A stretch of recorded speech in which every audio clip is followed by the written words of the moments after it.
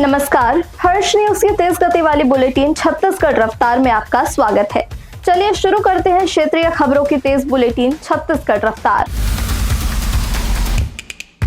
छत्तीसगढ़ में coal mines को लेकर लगातार विरोध जारी है। इसी बीच रायगढ़ के तमनार ब्लॉक के 14 गांवों के ग्रामीण ने जिंदल पावर लिमिटेड की प्रस्तावित कोल माइंस के खिलाफ मोर्चा खोल दिया है।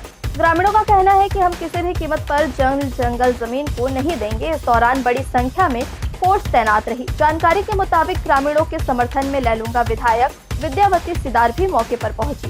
विधायक ने भी ग्रामीणों के साथ जन सुनवाई निरस्त करने की मांग की। जन सुनवाई के लिए टेंट न लगने देने के उद्देश्य से मानव श्रृंखला बनाकर विरोध दर्ज किया गया। छत्तीसगढ़ सिविल सोसाइटी ने इंडिगो को कानूनी नोटिस भेजा है। नोटिस में मांग की गई है कि पीड़ित यात्रियों को इंडिगो टिकट कीमत का 10 गुना मुआवजा दे। इस पूरे मामले को लेकर प्रधानमंत्री को भी शिकायत भेजी गई है, जिसमें इंडिगो पर 900 करोड़ करीब $1 बिलियन का जुर्माना लगाने की मांग की गई है। वहीं मंगलवार सुबह 9 बजे रायपुर से मुंबई जाने वाली फ्लाइट्स कैंसिल हो गई। इसके अलावा मुंबई, दिल्ली और हैदराबाद से आने वाली एक फ्लाइट यानी कुल 4 फ्लाइट्स कैंसिल रही।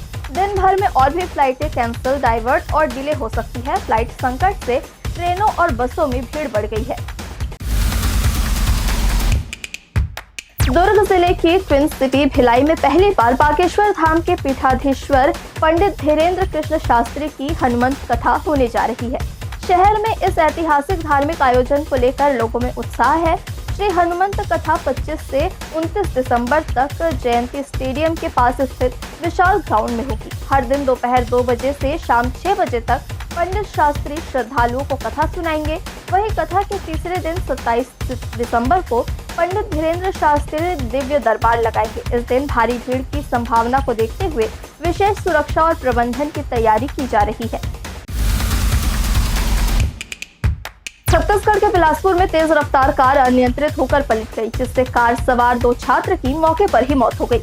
वहीं 4 युवक गंभीर रूप से घायल हो गए। कार इतनी तेज रफ्तार में थी कि 3 बार पलटते हुए सड़क से दूर झाड़ियों में जा घुसी। घायल युवकों को अस्पताल में भर्ती कराया गया है।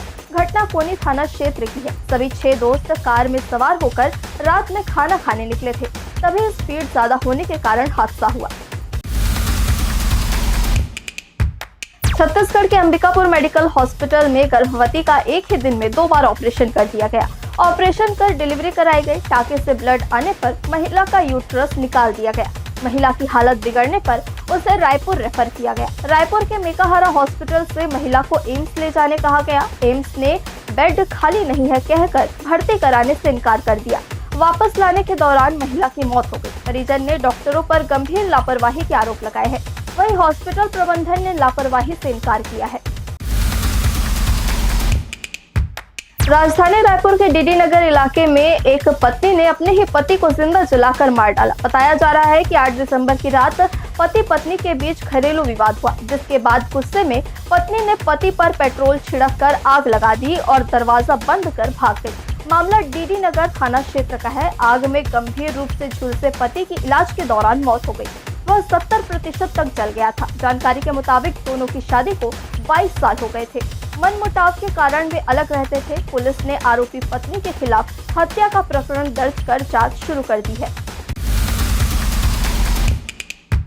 सरकार ने जमीन, दुकान और मकान के दाम तय करने का नया तरीका बदलने और गाइडलाइन दरों में बदलाव का फैसला लिया है।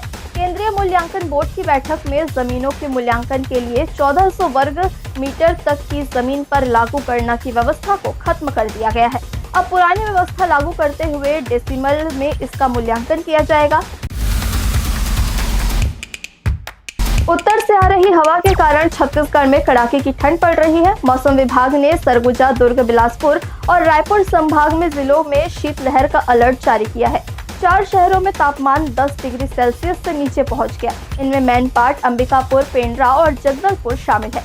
मैनपाट में रात का पारा 4 डिग्री से भी नीचे चला गया और वहां ओस की बूंदें जमकर बर्फ में बदल गई। पिछले 24 घंटों में सबसे अधिक तापमान 30 डिग्री सेल्सियस रायपुर में और सबसे कम न्यूनतम तापमान 5 डिग्री अंबिकापुर में रिकॉर्ड किया गया।